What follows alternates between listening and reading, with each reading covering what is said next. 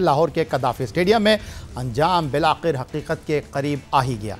वही हकीकत जिसने एक बार फिर साबित कर दिया कि यहाँ जीत उन्हीं की होती है जो स्पिन, सब्र और अज़्म का इम्तिहान झेलने का हौसला रखते हैं। जनूबी अफ्रीका ने पूरी जान लड़ा दी। हर सेशन में उम्मीद की कोई ना कोई किरण जलाने की कोशिश की, मगर लाहौर की मिट्टी जिसे अपने फैसले पहले ही लिख चुकी थी, नुमान अली के हाथों घूमती गेंदें, साजिद खान की चालाकी और आखिर में शाहीन शाह अफरीदी का तबाहकुन स्पेल, ये सब मिलकर एक ऐसी कहानी रकम कर गए जिसमें शिकस्त सिर्फ जनूबी अफ्रीका की ही नहीं थी बल्कि उस यकीन की थी जो उन्होंने नामुमकिन ख्वाब देखने की जसारत में बांध रखा था।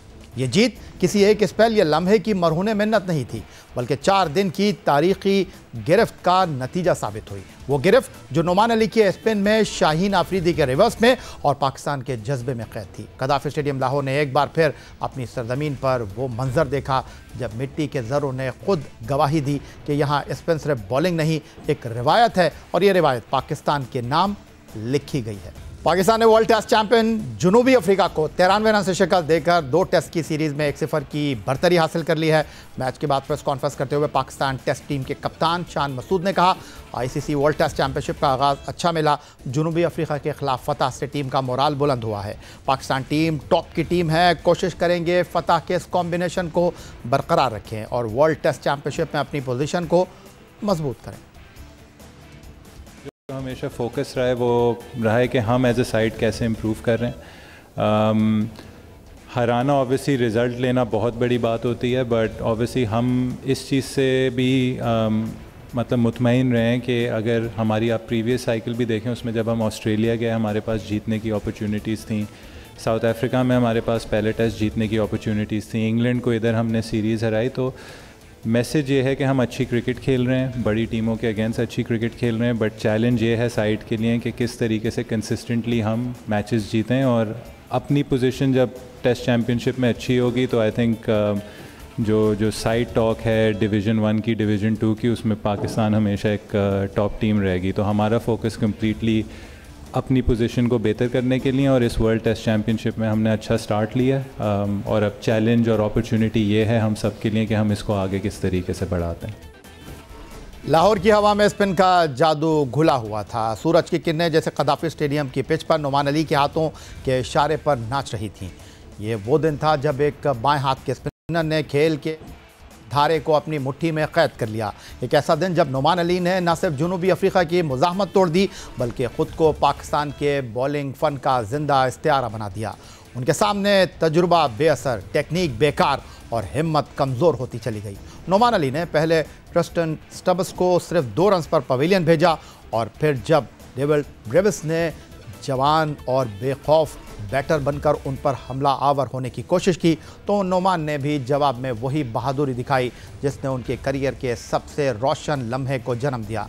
एक ऐसी गेंद जो पिच पर गिरी, थोड़ी सी रुकी और फिर उसे घूमी के बैटर का दिफा बेमानी हो गया। स्टंप्स उड़ गए और नुमान के चेहरे पर एक मुतमईन मुस्कुराहट उभरी। उसके साथ ही उन्होंने दूसरी इनिंग में अपनी चौथी और टेस्ट में मजमूई तौर पर तीसरी मरतबा 10 विकेटों का हुसूल यकीनी बनाया। नुमान अली ने दूसरी इनिंग में 28 ओवर में 79 रन के बस 4 विकेटें हासिल की। इसके साथ वो 37 साल रिकॉर्ड तोड़ने में भी कामयाब हो गए।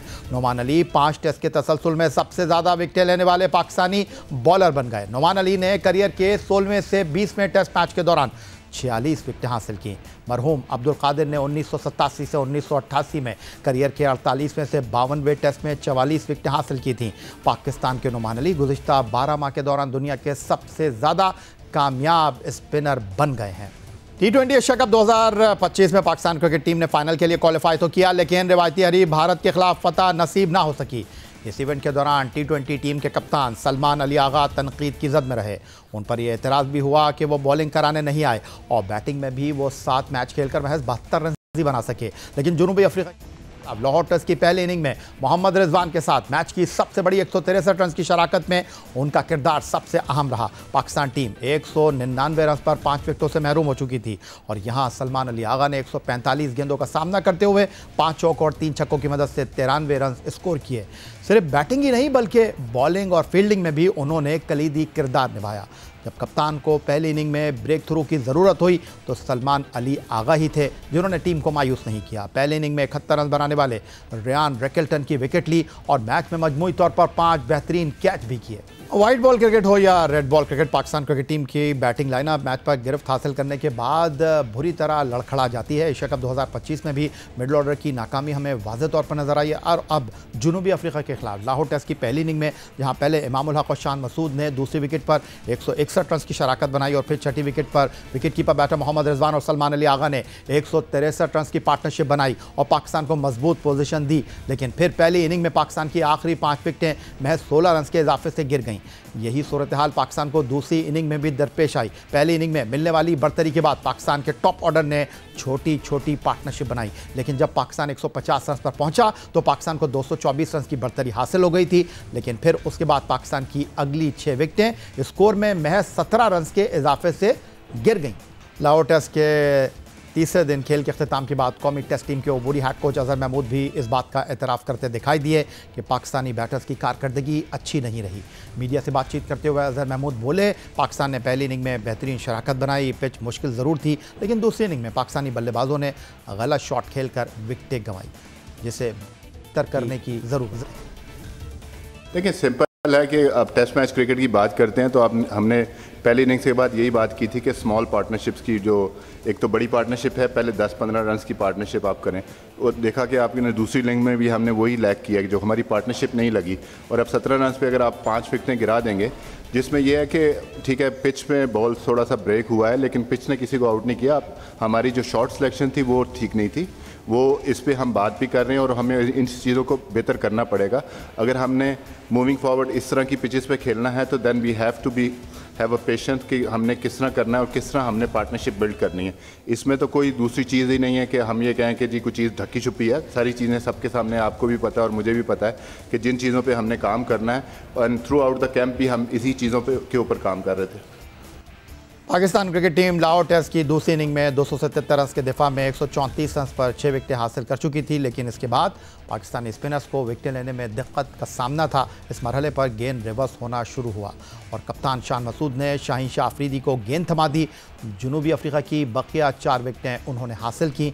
शाहीन शाह अफरीदी ने दूसरी इनिंग में 8.5 ओवर्स के दौरान 1 मेडन के साथ 33 रन दिए और 4 विकेटें हासिल की। लाहौर टेस्ट में पाकिस्तान ने जनूबी अफ्रीका के खिलाफ 93 रन से फतह हासिल कर ली, जिसमें खेल के बेहतरीन खिलाड़ी का अवार्ड बाएं हाथ के स्पिनर नोमान अली ने मैच में 10 विकेटें हासिल करके हासिल किया।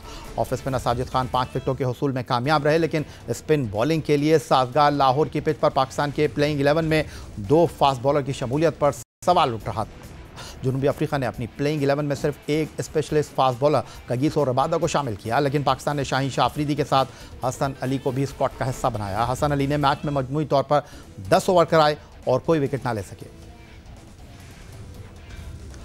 मगर अबूरी head coach Pakistan test team Azhar Mahmood बोले, 2 फास्ट बॉलर को खिलाने का दिफा कर रहा हूँ। खेल के तीसरे दिन मीडिया से बातचीत करते हुए उनका कहना था कि पिच की कंडीशन स्पिनर्स के लिए बेहतर थी, पिच स्लो हुई, लेकिन फास्ट बॉलर को ओवर्स कम कराए गए। तो आप बात करें, अगर आप रबादा की बॉलिंग देखें या हमारे पेसर की देखें, हमें यही था कि इस पिच पे जो है ना स्लोनेस की वजह से बॉल उस तरह आया नहीं, किसी भी फास्ट बॉलर ने रन ऐसे नहीं दिए, मुश्किल हो रहा था। लेकिन मैच की सिचुएशन ऐसी थी कि स्पिनर कंटिन्यू विकेट ले रहे थे, तो इसलिए आपको फास्ट बॉलर को ज़्यादा बॉलिंग करने का मौका ही नहीं मिला। वरना जो हमारा आइडिया था उसमें यही था कि यहाँ पर बॉल रिवर्स होगा और साउथ अफ्रीकन बैट्समैन के अगेंस्ट जो है ना वो हमारा आई थिंक बिल्कुल राइट फैसला था। वो कंडीशन ऐसी बनी कि फास्ट बॉलर ने ज़्यादा बॉलिंग नहीं की। अगर आप देखें रबाडा ने जिस तरह बॉलिंग की थी, जिस तरह स्पेल था, तो उसमें ऐसा था कि बॉल कुछ कर रहा था।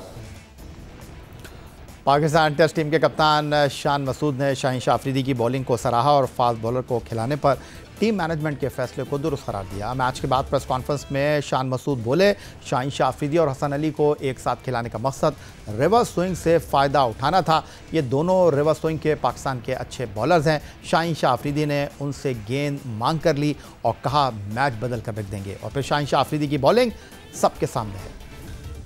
शाहीन का देखें सिंपल है, वर्ल्ड क्लास बॉलर है।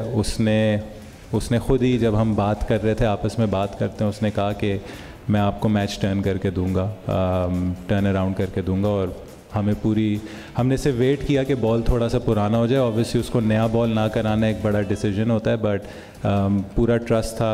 उसने बॉल मांगी भी है, मतलब कि मैं करके दूंगा आपको, और उसने फिर डिलीवर भी किया। तो और आई थिंक जिस तरीके से उसने बॉलिंग की आज, आई थिंक सब एक्साइटेड होंगे कि बहुत अच्छी फास्ट बॉलिंग डिस्प्ले।